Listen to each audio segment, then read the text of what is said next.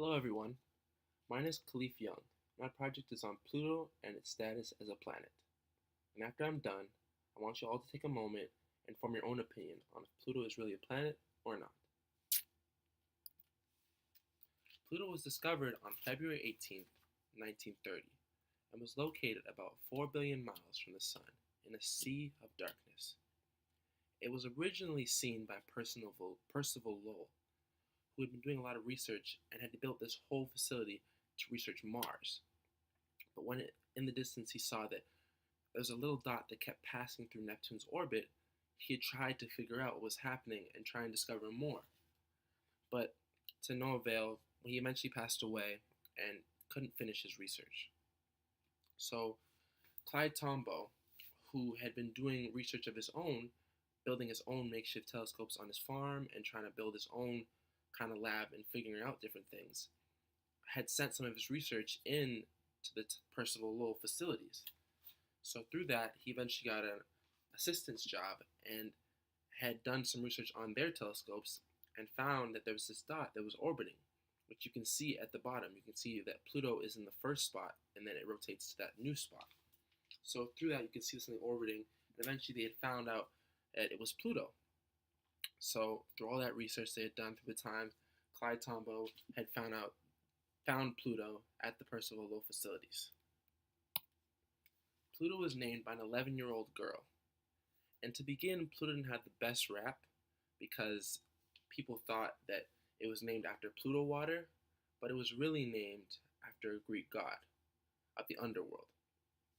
But it also eventually got a better name when Pluto the dog came out in 1931, because Walt Disney loved space and loved astronomy, and eventually kind of gave way into building a new name for Pluto and allowing people to really see the beauty of what it was and not just think of it as a laxative. So its orbit is on a 17-degree angle tilt, which is much different than any other planet that is out there. And Pluto is much smaller than many of the moons that are out there, which when you really think of a planet, you think of something that's a lot bigger than the moons that would be surrounding it. So the sun is not at the center of its orbit, which really kind of makes you wonder when you see something that's orbiting and all the other planets orbit the sun and have it at their center, what it really is orbiting and what's really happening. The United States is also double its size, which when you think of a planet, you think of something that's much bigger than anything that we kind of live in and are surrounded by. So it's about negative 300 degrees at its low to thaw and create an atmosphere, which is something that many planets don't really do. They don't change their atmosphere because they always rotate in the same space. So it's very different in that way. It also became a dwarf planet in 2006 and is the biggest one to date. It's located in the Kuiper Belt, where there's many other dwarf planets, but none as big as Pluto. So here you see the orbit of Pluto. You see Neptune, Uranus, Saturn, and Jupiter, which all stay the same distance around the sun as they orbit. But Pluto is much different. Like I said before, it has a 17-degree angle tilt. So there's times when it's very close, it's a lot closer to the sun than many of the other planets, and it's closer than Neptune. But there's also times when it's a lot further than Neptune and many other planets. So it makes you kind of wonder what's exactly happening in its orbit and why is the sun not the center. So it makes it a little difficult to understand when you think of a planet that always has the sun as its main heat source and the main center of everything else. So that's what kind of makes people question, and it kind of makes justifying Pluto as a planet a little bit more difficult. So to really justify if Pluto is a planet, you have to feel and see what is a planet. So the word planet has not been defined since ancient Greece. So when someone else, another astronomer, had found a place and a spot out in space that was a lot like Pluto and was going to decide that it was going to be a planet, and they had built it into a planet, a few days later at an IAU conference, they eventually decided that to really define that planet, they had to define what a planet really was. So in their definition, they decided to say that a planet must clear the air around its orbit and it must orbit the sun, which Pluto does not do. So it's kind of hard to define it as a sole planet and really make it into what an Earth or a Mars and a Jupiter is when it doesn't have the same kind of qualifications. And this new idea definitely brought a lot of backlash and uproar, and is still fought to this day. Even in New Mexico, a lot of people still think that Pluto is a planet and still justify it as a planet, and will never really think of it as a dwarf planet. So it's something where it's difficult for a lot of people to justify and a lot of people to really feel because they're making their own idea of what a planet is on the fly. And it's hard for everyone to have the same views on that idea. So the pros for Pluto being a planet.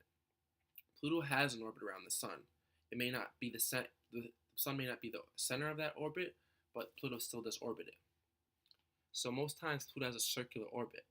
So it's always going around in a circle, but it's definitely doesn't. You don't know exactly what it's going around in a sense.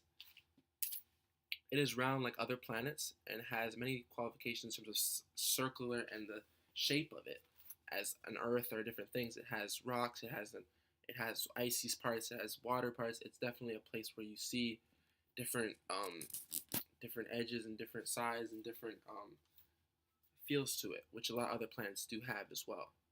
And also 1/3 water, like an Earth or many other planets that are around. And Pluto has 5 moons, which not even Neptune and Venus have.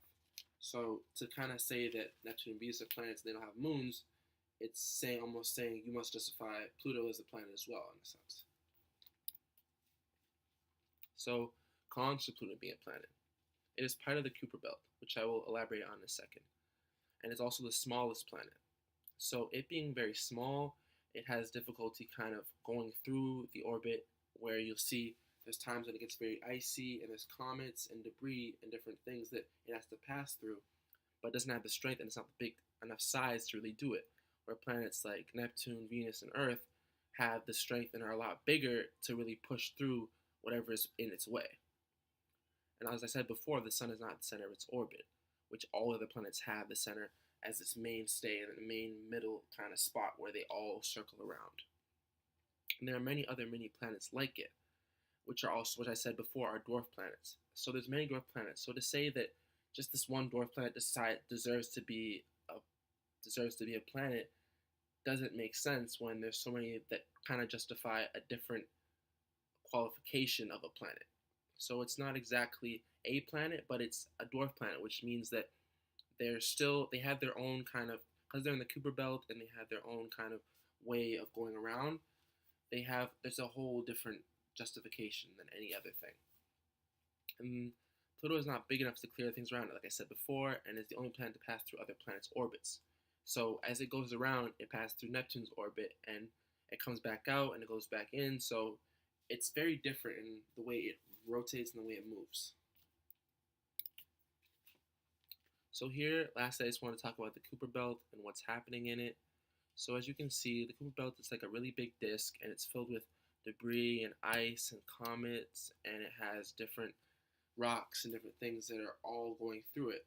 So while Pluto is passing through the Kuiper Belt, as you can see, it has times when it has a difficult way of getting through because it's very small. As I said before, things like Saturn and Jupiter are very big, so ice and debris and issues like that don't really face them. They don't phase them in any way. But Pluto being so small has a difficult time going around. And it also, as you can see, crosses through that Neptune orbit, which is completely different than any of the planets, as I shared with you before. So I think just overall, Pluto has a different way of going around, has a different way of understanding, and it has a different way of really just being. It's very small. It's a lot like a lot of the other things that are in the Kuiper Belt. So to say because the biggest thing in there, it's a planet, is hard to justify when there's little things that are completely different than a Neptune and Jupiter, but match up with Pluto in the Kuiper Belt. It just doesn't make sense. So I think through making it a dwarf planet, it still gives it justification as a planet, but people also understand that it's not the same. It doesn't have the uniqueness of a regular planet, and it's a lot more regular to see some things that are like it. So I think overall, it shouldn't be justified as a planet. They did the right thing in 2006 by naming it dwarf planet. But I think everyone has to make their own opinions and understand that with the research that's gone through and people understanding, I think you can make your own opinions and justify it for yourself. And I appreciate you guys listening. Thank you very much.